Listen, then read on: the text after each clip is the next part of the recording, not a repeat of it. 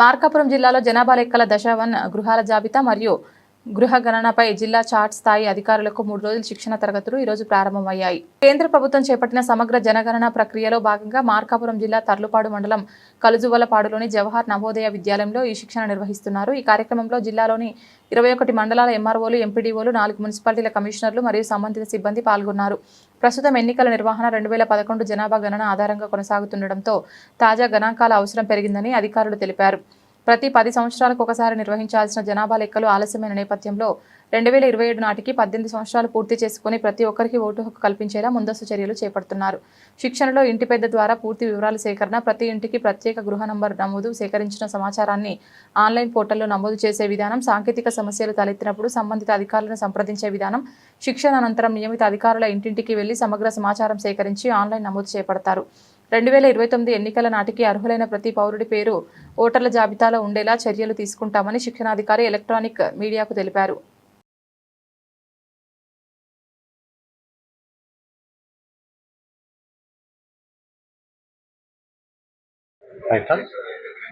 అందరికీ నమస్కారం అండి.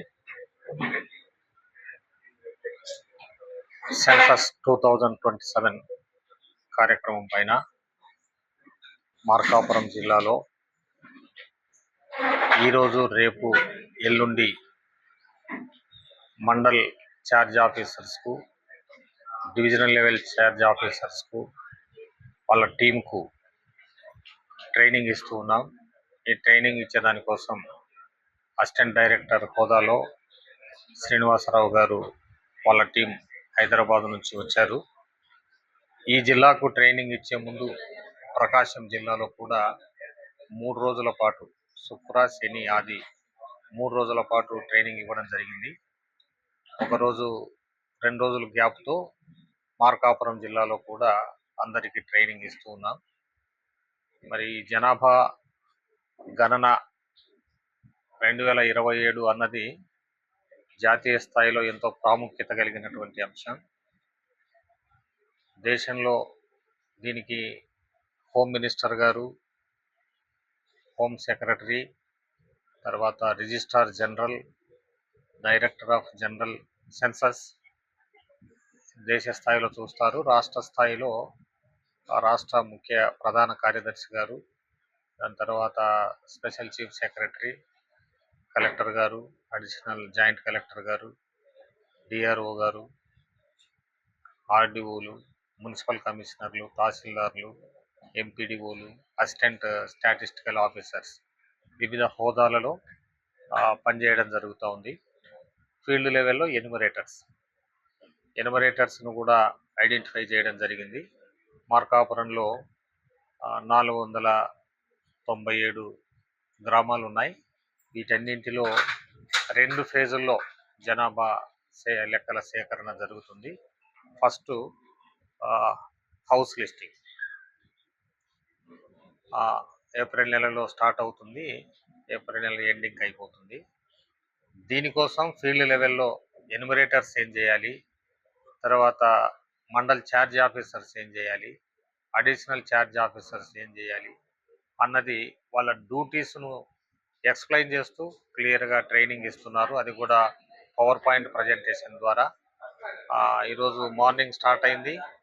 ఫీడ్బ్యాక్ కూడా అప్పుడే చెప్తూ ఉన్నారు, బాగా అర్థవంతంగా మాకు ట్రైనింగ్ ఇస్తూ ఉన్నారు అని. వాళ్ళు కూడా ఇది సద్వినియోగం చేసుకోవాలి. వివిధ సబ్జెక్టులలో బాగా నిష్ణాతులైనటువంటి మల్లికార్జున గారు, ప్రత్యూష గారు కూడా నెక్స్ట్ స్పెల్లో ట్రైనింగ్ ఇస్తారు, దాన్ని ఉపయోగించుకోవాలి. అంతేకాకుండా గ్రామాల్లో జనాభా లెక్కల సేకరణకు వచ్చినప్పుడు ప్రజలు కూడా ఈ అవకాశాన్ని సద్వినియోగం చేసుకొని చట్టం ప్రకారంగా ఏదైతే క్వశ్చన్స్ అడగాలని ఉందో ఆ క్వశ్చన్స్ వేసినప్పుడు కూడా సరైన సమాధానాలు ఇచ్చి ప్రజలు కూడా సహకరించాలని కూడా మేము ఈ సందర్భంగా విన్నవించుకుంటాం. నమస్కారం అండి. ఈరోజు మార్కాపురం జిల్లాలో జిల్లా మరియు మండల స్థాయి అధికారులకు జనాభా గణన 2027పై 3 రోజుల శిక్షణ కార్యక్రమం ఉంటుందండి. సో ఇందులో మార్కాపురం జిల్లాలో మనకి 21 మండలాలు, అలాగే 4 మున్సిపాలిటీలు ఉన్నాయండి.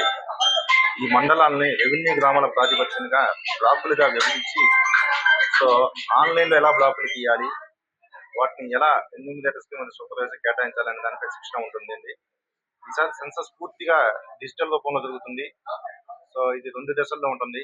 మొదటి దశలో ఇండ్ల గణన, అలానే రెండవ దశలో జనాభా గణనతో పాటు కుల గణన కూడా ఉంటుందండి.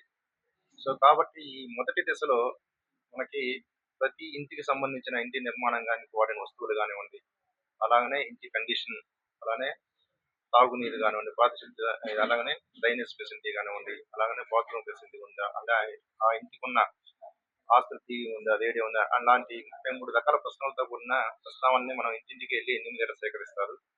అలానే ఈసారి ప్రజలకి స్వీయ గణన చేసుకునే ప్రత్యేక పోర్టల్ని మేము అందుబాటులో తీసుకొస్తున్నాము.